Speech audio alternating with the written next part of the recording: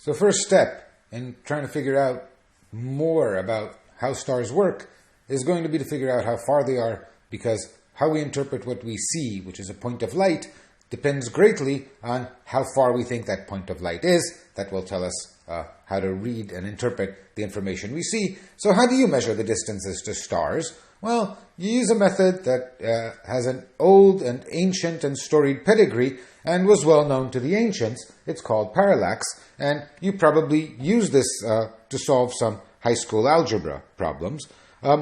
So the picture here is of someone stuck on a road here trying to estimate the distance to the boat out in the lake. And what this person notices is that as they move along the road, and you can see on the right what they see, the position of the boat, though the boat is not moving, it appears to move relative to the more distant shore, opposite shore of the lake. And so when I stand here, for example, the boat line appears to me to be lined up with this tree at the top of the hill, and when I move over here, the boat appears to line up with that mountain. The boat didn't move, but by drawing the lines from me to the boat, whose angle changes, I see the boat obscuring different parts of the distant scenes, and by doing some calculations, I can figure out the distance to the boat from trigonometry. So we could try to do this if we had a star that is playing the role of the boat, and who would play the role of the opposite shore. Well, the point is that some very small number of stars are near to us. Why is the number of stars near to us small? Only because most of the universe is far from us. And so most of the stars we see are very far. Some of them are nearer. The ones that are nearer can play the role of the boat. The ones that are farther, much farther, will play the role of the opposite shore. And as I move my observation point, the stars that are nearer will move relative to the more distant stars. Well, that's very nice. That's, in fact, the way that I measure distances. As I walk around and try not to hit walls, I compare what my right eye sees to what my left eye sees, and this difference in perspective, in the angle, this parallax, as it's called, tells me how far things are. The problem is that stars are very far away. The views seen by my two eyes are completely identical. The lines from my eyes to the star are parallel, and I can't distinguish the distance to a star with my eyes. What I need are eyes spaced farther apart, or two observatories very far apart. Stars are so far apart that no matter where you put two observatories on Earth, measuring the difference in the way the sky appears from 2 points on Earth, you will not obtain accurate parallax measurements. I need observatories that are even farther away than the size of the Earth. The easy way to do this, and the best reliable way to do this, is simply to stay in the same observatory and allow the Earth's motion around the sun to carry us, because remember that over the course of a year, the Earth's motion carries us 300 million kilometers from where we are now to where we will be in 6 months around the Earth's orbit. There's a way to get distant observatories, and so using this method, we apply this as follows. We have here the Earth moving around the sun. We have a star that is nearby playing the role of the boat. We have distant stars way farther away playing the role of the fixed stars. And we observe that relative to the distant stars, as the Earth moves in a circle, this star appears to move in a circle in the sky relative to the fixed stars. And the geometry of the situation allows us, if we can measure this angle P, so the angle P is this angle P, it's the radius of the apparent circle in the sky, not the diameter, the radius of the apparent angular circle in the sky that the star appears to move in relative to the distant stars. And if I measure this angle, and if I imagine that the distance to the star from Earth or the sun, stars are so far away that the difference is irrelevant, is d, then since I know that this side of this triangle is just 1 astronomical unit, it's the radius of the Earth's orbit, I can use my small angle formula. My small angle formula tells me that 1 AU divided by d is the angle P divided by 206,265 arc seconds. I'm interested in finding d, so I'll invert both sides and write this as d divided by 1 astronomical unit is 206,265 arc seconds divided by p. Most stars will be many astronomical units away, so their parallax angle will be much smaller than an arcsecond, and you need precise measurements to obtain parallax angles. But in principle, it's doable. Let's rewrite that cleanly. The distance in astronomical units to a star is 206,265 arcseconds divided by its parallax angle, which, remember, is the radius of the circle it appears to inscribe in the sky.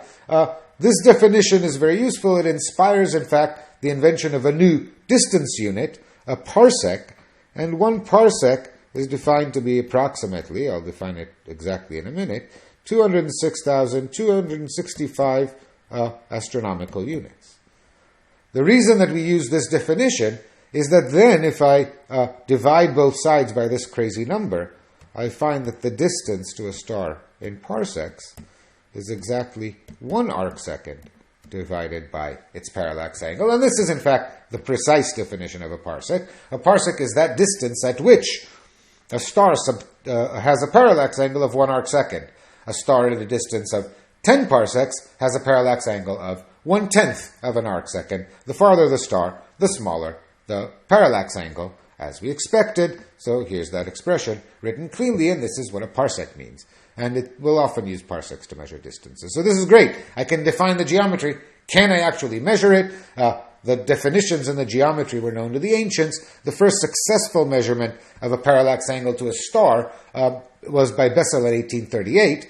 And this is an important thing because once you measure the distance to a star and you realize there are other stars that are farther, this is the end of the celestial sphere. We now are beginning to build an actual three-dimensional universe. Building a three-dimensional universe, understanding the distances to things, is going to be a leitmotif, something we'll come back to again and again in this class, because interpreting what we see depends critically on how far we think it is.